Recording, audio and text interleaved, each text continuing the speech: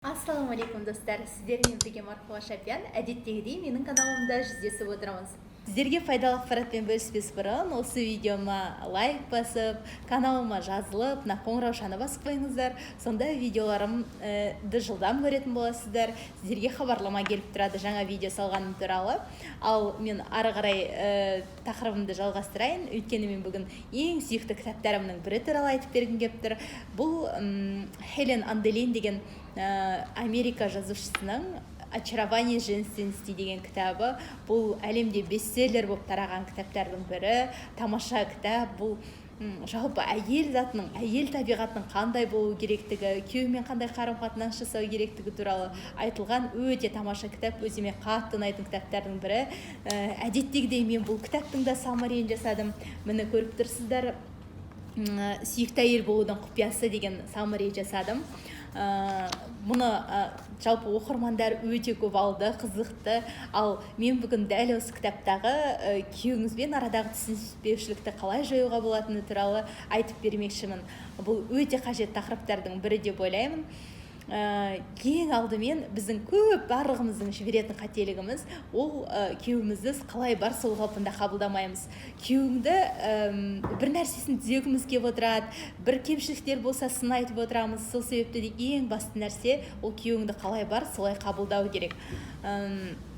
Әдетте көп қыздардан естимін, мысалы, ой, мен тұрмысқа шыққанға дейін білмедім оның ондай екенін, тұрмысқа шықсам осындай екен ғой. Енді адам кемшіліксіз болмайды, барлық адамда кемшілік болады, күнәсіз, кемшіліксіз ол періште ғана деп айтамыз ғой. Сол себепті де егер тұрмысқа шыққан болсаңыздар, күйеулеріңізде қалай бар солай қабылдаңыздар. Тіпті оның қарапайым бір кемшіліктері болады ғой.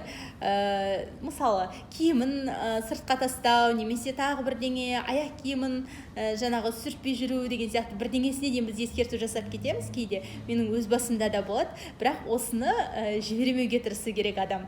Әйел адамдар әсіресе қалай бар солай қабылдаған дұрыс.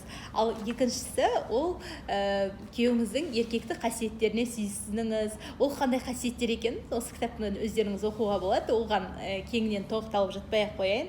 Сонымен қатар күйеуіңізді кемсітуді доғарыңыз.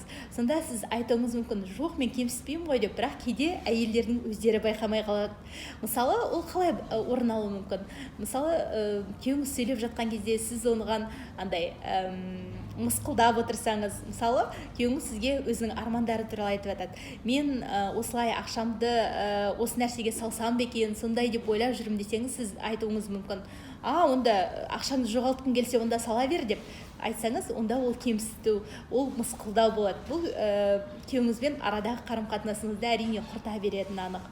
Басқаларды сынай бермеңіз. Егер сіз мін-таққыш әйел болсаңыз, әрине ол күйеуіңізге ұнамасы анық. Және бір айтатын нәрсе, кейде күйеулерін көп адамдар қолдау білдіріңдер деп айтылады, әйелдерге. Мысалы, кей әйелдер былай қолдау білдіреді. Мысалы, күйеуіне бір сәтсіздік болып жатса, айтады, ой, жарайды, енді сен сәтсіздікке, тіпті сен бұл нәрсеге сәтсіздікке ұшырасаң да мен сенің жаныңдамын деп, сондай деп айтады. Жоқ, олай айтуға болмайды.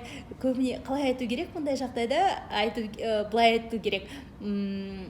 Жоқ, сен сәтсіздікке ұшырамайсың, сенде бәрі сәтті болады, немесе жақсы болады деп керісінше жігерлендіру керек. Ал әйел өзі ойлап отырады, мен қолдау білдіріп отырмын деп. Ал қарасаң, еркектен ондай нәрсе білінбейді. Сол себепті әр сөзге абай болған дұрыс. Сонымен қатар тағы бір айтатын нәрсе, оның айтқан құпияларын өзіңіз де құпия ретінде сақтаңыз. Жұрттың бәріне жая беруге, аша беруге болмайды. Бұл екі арадағы бір қарым-қатынастың бір жеке нәрсесі болу керек. Сонымен қатар елемей қоюға да болмайды. Кейбір әйелдер күйеу сөйлеп жатса өзіне елемей қояды, тыңдамай қояды. Міне бұл да бір күйеуіңізбен арадағы қарым-қатынасыңызды нығайтпайды, керісінше кері кетіретін нәрсе. Бұл кітапта одан өзге де күйеуіңнің жанын түсіну, немесе күйеуіңіз жұмыстан келгенде қандай әрекет істеу керек, барлығы енді егжей-тегжейлі жазылған тамаша кітаптың бірі. Ол міне өзім жаңағы айтқан әйел бақытының сыры кітабының ішінде бар. Оқимын десеңіздер, осы видеоның астында WhatsApp нөмірі бар, соған жазып тапсырыс беріп алуларыңызға да болады. осылайынан мен сіздерге пайдалы ақпаратты берсе бөлісіп тұрам. Сіздер күйеулеріңізбен қандай қарым-қатынас жасайсыздар, ол туралы осы видеоның астына комментарийде жазыңыздар. Қандай лайфхактармен бөлісесіздер, міне оны да жазыңыздар. Егер видеом ұнаған болса лайк басыңыздар, каналыма жазылыңыздар, мына шығып тұрған инстаграмыма аккаунтыма да жазылып қойыңыздар. Ол жақта да пайдалы посттарымды бөлісіп тұрамын. Каналымда келесі кездескенше аман сау болыңыздар.